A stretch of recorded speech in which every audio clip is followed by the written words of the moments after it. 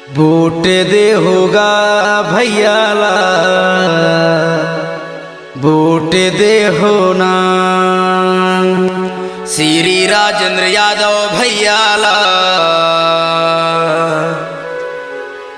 जीता दे होना। सुनो दाई हो, दीदी हो, भैया हो, बहनी हो, संगी संगवारी हो, हमार भैया श्री राजेंद्र यादव के चुनाव चिन्ह है बरगद पेड़ छाप, बरगद पेड़ छाप, बरगद पेड़ छाप। तो संगी संगवारी हो, आपका अपना चुनाव चिन्ह बरगद पेड़ छाप में मुहर लगाना है और भैया श्री राजेंद्र यादव ला भारी मतों से जिताना है।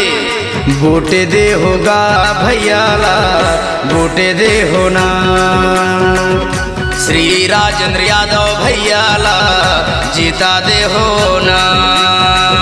बरगद पेड़ हवे निशान मुहर लगाना है, जुर्म मिले हमर भैयाला, विजय बनाना है। वोट दे होगा भैयाला, वोट दे होना श्री राजेंद्र यादव भैयाला, जीता दे होना।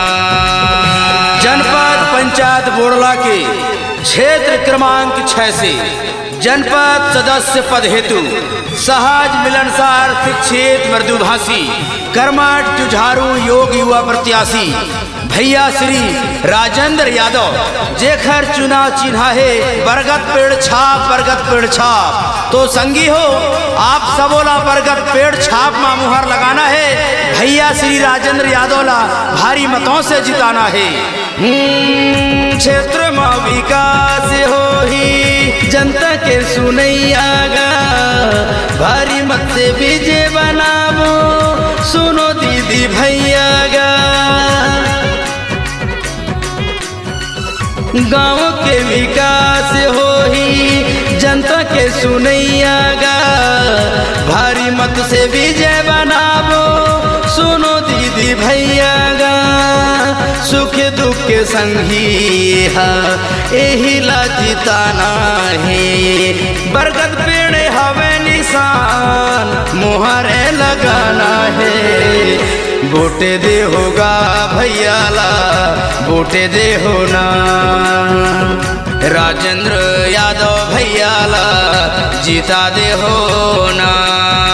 जनपद सदस्य क्षेत्र क्रमांक 6 से युवा प्रत्याशी भाई राजेंद्र यादव ग्राम खरिया का रहने वाला, खरिया मुड़घोसरी मैदान खड़ौदा खुर्द कबरा टोला बोर कचरा भलपहरी जनपद पंचायत मंडल बोड़ला, बरगद छाप 2 नंबर पर मुहर लगाकर भैया श्री राजेंद्र यादव ला भारी मतों से विजय बनाना है, जनपद सदस्य बनाना है। सुख दुख के हा पूछैया यही ला जिताना है, बरगद पेड़ छाप में संगी मुहर लगाना है।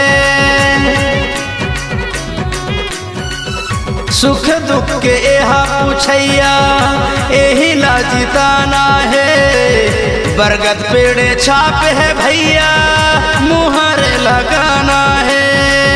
क्षेत्र में विकास हो ही सुनो दीदी भैया गा, श्री राजेंद्र यादव ला विजयी बनैहागा। वोट दे होगा भैयाला, वोट दे होना राजेंद्र यादव भैयाला, वोट दे होना। संगी नहीं भूलाना है, जनपद में जिताना है, जुर मिल के मुहर लगा के विजयी बनाना है। वोट दे होगा भैयाला, वोट दे होना हमार भैया राजेंद्र यादव ला, जीता दे होना।